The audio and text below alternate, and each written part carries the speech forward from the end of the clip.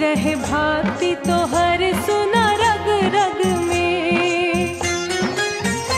जानी विधि न विधान बाकी करे गुणगान, गुण गाओ तने जितना बुझाता। करी ले जगराता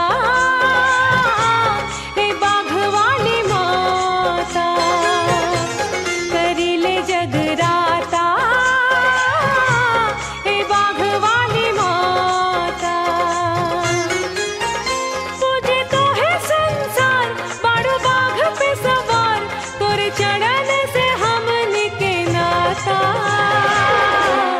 करी ले जगराता हे बाघ वाली माता, करी ले जगराता